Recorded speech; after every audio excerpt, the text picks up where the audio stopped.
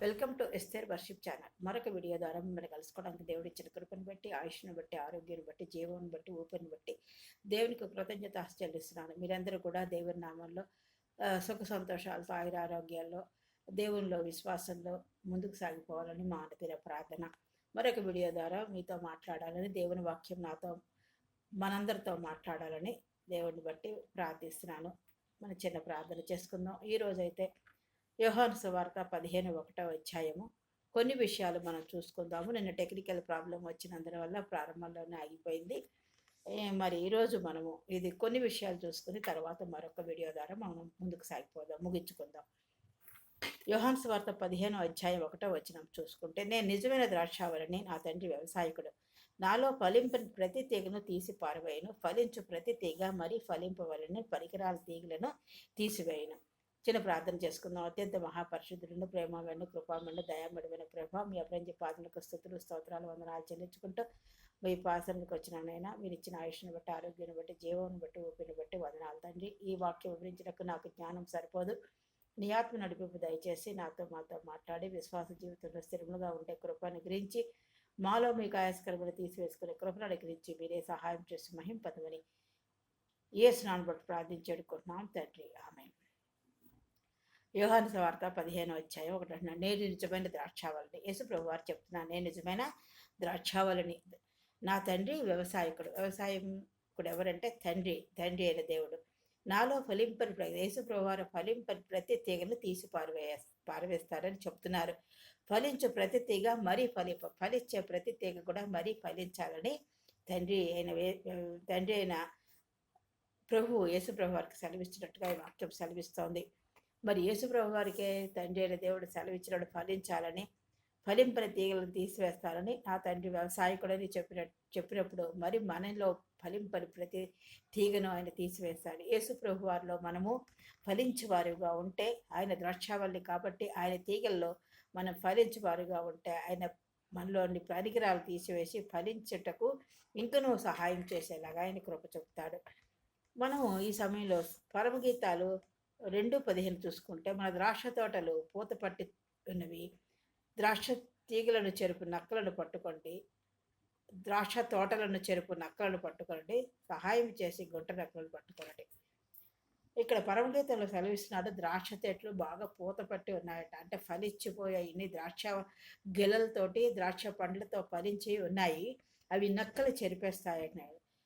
సహాయం చేసేటకు గుంట నక్కలను పట్టుకొనడి అన్నాడు. సహాయం చేసి గుంట నక్కలను పట్టుకున్నాను. మనలో కూడా చిన్నవి పెద్దవి చాలా గుంట నక్కలు ఉన్నాయి. మనం రక్షింపబడి ఆత్మీయ జీవితంలో కొనసాగుతున్నప్పటికీ కూడా మనలో గుంట నక్కలు ఉన్నాయి. ఇవి చాలా చిన్నవిగా ఉంటాయి, కొన్ని పెద్దవిగా ఉంటాయి, కానీ అవి మనకి తెలియవు మాట. మనం సరి చేసుకుంటూ ఉండాలి. రక్షింపబడినప్పటికీ మన జీవితాల్లో ఎన్నో గుంట నక్కలు ఉంటాయి. అవి చిన్నవవచ్చు, పెద్దవవచ్చు.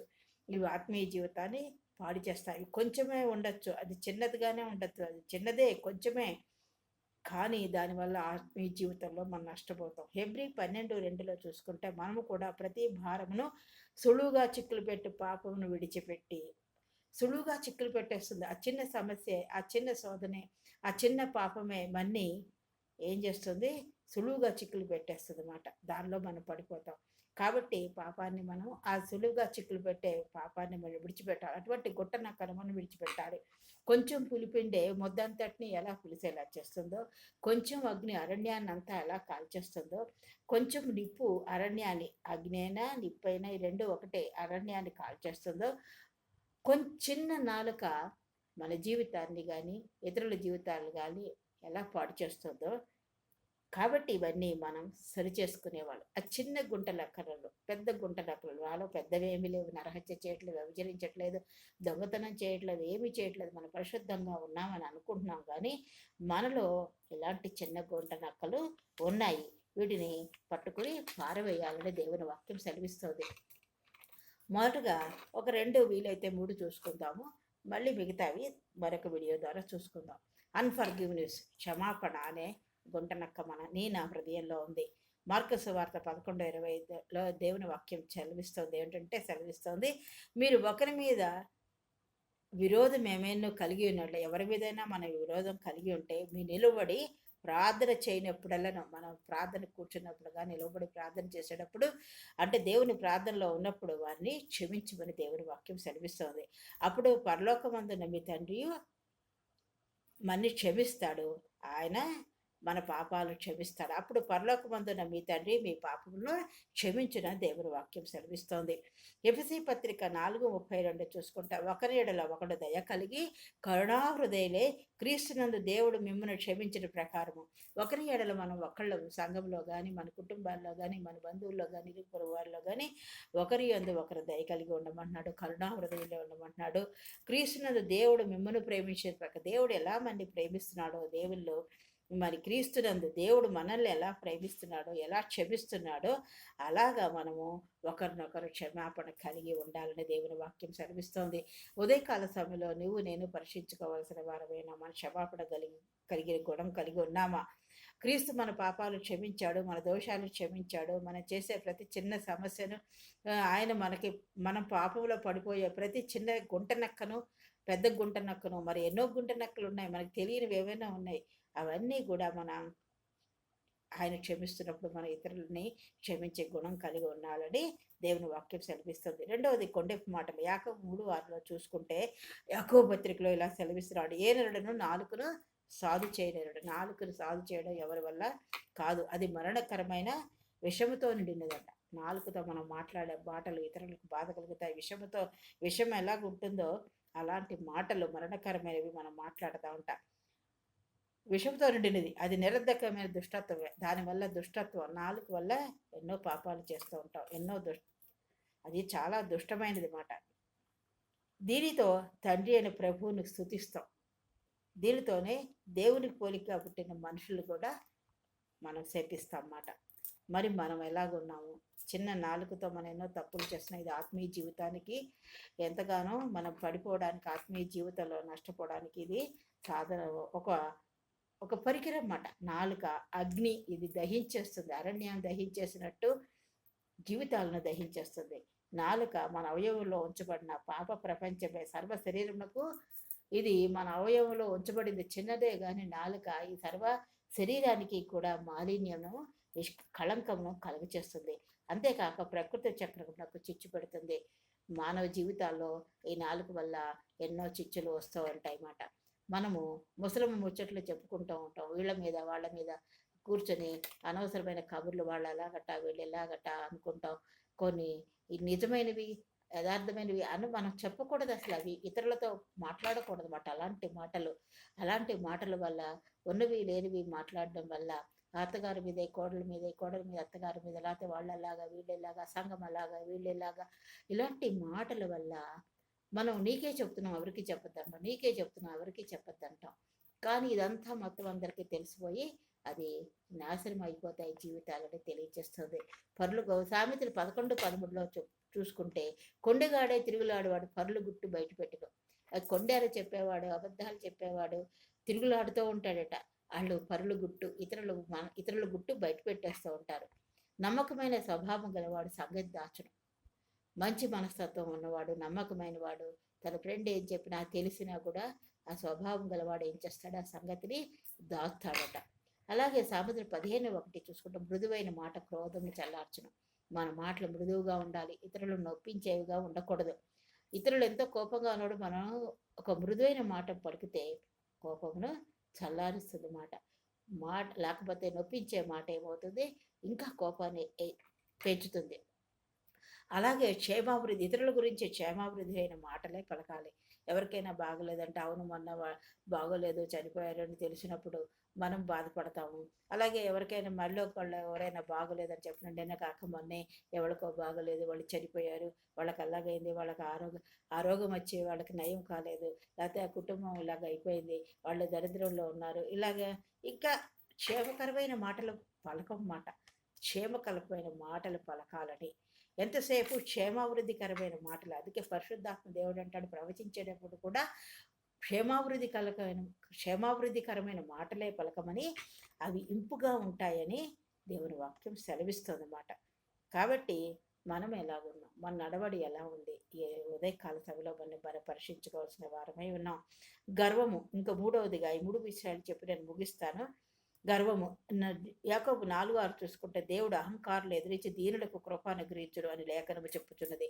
అహంకారం, గర్వం ఉండకూడదు. నాకు మంచి ఉద్యోగం ఉంది, నాకు మంచి చదువు ఉంది, నాకు అది ఉంది, ఇది ఉంది, ఐశ్వర్యం ఉంది, అభివృద్ధి ఉంది, మంచి పొజిషన్‌లో ఉన్నాను అని మనము గొప్పలు పోకూడదు.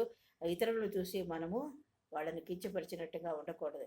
దేవుడు అహంకారులు ఎదిరించి దీనులకు కృప అనుగ్రహిస్తాడు. ఎవరు తగ్గించుకుంటారో వాళ్ళకే కృప అనుగ్రహిస్తాడని లేఖనం చెప్తోంది. రెండో క్రానికల్స్ రెండవ దినవృత్తాంతాలు 26:3 చూసుకుంటే ఉజ్జియా రాజు 16 సంవత్సరాల్లో రాజు అయ్యాడు. 50 సంవత్సరాలు ఏలాడు. 26:16లో అధ్యాయం 26:16 వచనం చూసుకుంటే అతను మనసును గర్వించాడు. ఎంతో నష్టపోయినట్టుగా మన ఆ అధ్యాయాలు చదివినప్పుడు తెలుస్తుంది. గర్వం గురించి అనేకమైనవి ఉన్నాయి. గర్వంతో ఉన్నప్పుడు మనం పడిపోతూ ఉంటాం. నాశనులకు ముందు గర్వము నడుస్తుంది. గర్వం వల్ల ఎన్నో నష్టపోతూ ఉంటాం. మరి ఇలాంటి గుంట లెక్కలు నా జీవితంలో ఉన్నాయా? అన్ఫర్గివ్నెస్, క్షమాపణ గుణం లేదా నీకు? లేకపోతే నీకు నాకు లేదా? కొన్ని మాటలు చెప్తున్నామా ఇతరుల గురించి? ఎంతసేపు చెడ్డ మాటలు, వాళ్ళ గురించి వీళ్ళ గురించి కొండెములు చెప్తూ వాళ్ళ జీవితాలు పాడు చేసేలాగా మనం మాట్లాడుతున్నాం. మన నాలుకని మనం స్వాధీనం చేసుకోలేకపోతున్నామా? సాధు చేసుకోలేకపోతున్నామా? క్షేమాభివృద్ధికరమైన మాటలు మనం పలకకుండా ఉంటున్నామా? మనలో ఏ చిన్న గుంటలుక్కులు ఉన్నాయో కానీ కనపడతాయి. మనం చాలా భక్తి గలవారు అనుకుంటాము, కానీ మనలో మనకు తెలియకుండా ఎన్నో ఉంటాయి. మనం సరి చేసుకోవాల్సిన వారమై ఉన్నాము. మరి విజయరాజులా మనం గర్వపడిపోతున్నామా? గర్వం అనే చిన్న గుంటని మనం తీసేసుకోవాలి. ఇలాంటి గుంట నక్కలు మన జీవితాల్లో ఉంటే మన జీవితాలు నాశనం అయిపోతాయి. ఇతరుల జీవితాలు కూడా నాశనం అయిపోతాయి. సంఘాలు విచ్ఛిన్నం అయిపోతాయి. పాస్టర్ల గురించి కూడా మనం ఏదైనా ఇతరుల గురించి ఏమైనా మాట్లాడినప్పుడు ప్రతి విషయంలోనూ సంఘాలు అనేకమైన మాటల వల్ల కూడా సంఘంలో ఉన్న వాళ్ళ మాటలు ఏవైనా చెడ్డ మాటలు సంఘాల గురించి, ఇతరుల గురించి, రాష్ట్రాల గురించి మాట్లాడినప్పుడు, క్షేమాభివృద్ధికరమైన మాటలు మాట్లాడినప్పుడు జీవితాలు నాశనం అయిపోతాయి, కుటుంబాలు నాశనం అయిపోతాయి. కాబట్టి మనము ప్రతి విషయంలోనూ అంత మాత్రం కాదు, దేవునికి ఇష్టమైన ఇలాంటి పనికిరాని తీగలను మనం తీసివేసుకోవాలి. అది మన ఆత్మీయ జీవితానికి నష్టం కలుగజేస్తున్నట్టు. ఇవన్నీ యేసుక్రీస్తు ప్రభు వారిలో మన అంటకట్టబడి ఉన్న ద్రాక్షావళి అయిన ఆయనలో మంట అట్టకట్టబడినప్పుడు ఈ ఫలింపని ప్రతి తీగలను ఇలాంటి గుంట నక్కలను ఫలించేవే ఆయన ఉంచుతాడు. ఫలించని వాటిని ఇవి గుంట నక్కల మాట. ఇవన్నీ మన జీవితాల్లో ఉన్నప్పుడు మనం ముందుకు సాగలేము. ఆత్మీయ జీవితంలో ఆటంకంగా ఉంటాయి. అందుకని ముగింపులో చూసుకుంటే క్షమాపణ కలిగి ఉండాలి. కొండే మాటలు ఉండకూడదు. గర్వం ఉండకూడదు. నీలో దీనత్వం కలిగి ఉండాలి. ఎప్పుడు ఎంత ఉన్నప్పటికీ, ఎంత చదువుకున్నప్పుడు, ఎంత ఉద్యోగం ఉన్నప్పుడు, ఎంత మంచి పొజిషన్లో ఉన్నప్పటికీ, ఎంతగానో నువ్వు ఆశీర్వదింపడినప్పటికీ, ఐశ్వర్యం కలిగినప్పుడు నీలో నాలో తగ్గింపు గుణం, దీనత్వం ఉండాలి. ఆయన దేవాదేవుడైన యేసుప్రభువు వారు తగ్గించుకుని భూలోకంలో వచ్చి నీ గురించి నా గురించి రక్షణ ఇవ్వడానికి వచ్చిన దేవుడిని మనం మర్చిపోకూడదు. ఆయన దీనత్వాన్ని మర్చిపోకూడదు. కాబట్టి అటువంటి దీనత్వ గుణంలో ఈ చిన్న గుంట లెక్కలు విడిచిపెట్టుకుంటూ ముందుకు సాగిపోవాలని కోరుతున్నాను. ఇంకనూ కొన్ని గుంట నక్కలు ఉన్నాయి మన జీవితాల్లో. అవి మరొక వీడియో ద్వారా నేను వివరించడే ఉన్నాను. ఇవి ఎలాంటి గుంట నక్కలు నీ జీవితంలో, నా జీవితంలో వ్యక్తిగతంగా, కుటుంబంగా మరి మనం జీవితాల్లో ఉన్నాయా? మనం ఇవి తీసివేసుకుని ముందుకు సాగిపోవాలని కోరుతూ ఈ వాక్యాన్ని నేను ముగిస్తున్నాను. దేవుడు మిమ్మల్ని అందరినీ దీవించగాక. చిన్న ప్రార్థన చేసుకుందాం. అత్యంత మహాపరిశుద్ధుడు, ప్రేమమైన, కృపామణ, దయామడగనే ప్రభావ, మీ అప్రజ్య పాదములకు లెక్కలేని సుధులు, స్తోత్రాలు, వందనాలు చెల్లించుకుంటూ ఉదయకాల సమయంలో మీ పాద సన్నిధానానికి వచ్చిన నాయన, మాలో ఉన్న గుంట నక్కలను నాయన మేము వేసుకున్నటకు తండ్రి, మేము యేసు ప్రభు వారు ఎలాగా ద్రాక్షావల్లిలో అంటగట్టుబడి ఉండాలని తండ్రి కోరుకుంటున్నారో, మరి దేవాదేవుడైన ఆయన్నే తన కుమారుని సిలువకు అప్పగించి మరి ఆయనలో ఫలించాలని, ఫలింపని తీగలు తీసివేసుకోవాలి ఆయన ద్వారా సెలవిచ్చిన వాక్యాన్ని బట్టి వందనాలు. మాలో ఉన్న చిన్న గుంట నక్కలను, అవి పెద్దవైన చిన్నవైనా, మాకు తెలిసినవి తెలియనివి మేము విడిచిపెట్టుకుని నీలో ముందుకు సాగిపోయే కృపను గురించి ఇంకను మేము ఫలించి బిడ్డలుగా ఉండే సహాయం చేసి మీకు ఆయాసకరమైన మార్గం తీసివేసుకొని విజయాలాగా, ఇంకా గర్వంతో కాకుండా అనేకమైన విషయాల్లోనైనా విజయాలుగా మా జీవితాల్లో అనేకమైన విషయాల్లో గర్వంతో ఉన్నామేమో అవి విడిచిపెట్టుకున్న కృపను గురించి మీరే సహాయం చేసి మహింపదమని, విశ్వాస జీవితంలో, ఆత్మీయ జీవితంలో అభివృద్ధిలో ముందుకు సాగిపోతావు, మీలో ముందుకు సాగిపోయే కృపని గురించి మీరే సహాయం చేసి మహింపదమని, మీ ప్రియకుమారుడు మా రక్షకుడు అయిన యేసుక్రీస్తు వారికి నీ పాదాలు పట్టుకుని అతి మిక్కులైన గడికి వచ్చినాం తండ్రి. ఆమె నన్ను ప్రోత్సహిస్తూ బలపరుస్తూ ఆదరిస్తున్నందుకు వందనాలు. మీ అందరికీ నా వందనాలు తెలియజేసుకుంటున్నాను. మరొక వీడియో ద్వారా మిమ్మల్ని కలుసుకోవడానికి దేవుడు కృప చూపలాగిన మీ అందరి గురించి కూడా, మీ ఆత్మీయ జీవితం గురించి, మీ కుటుంబాల గురించి ప్రార్థన చేస్తున్నాను. నా గురించి, నా కుటుంబం గురించి, మా బిడ్డలందరి కుటుంబాల గురించి మీరు ప్రార్థన చేయాలని కోరుతా ఈ వీడియో నేను ముగిస్తున్నాను. దేవుడు మిమ్మల్ని అందరినీ దీవించుగాక.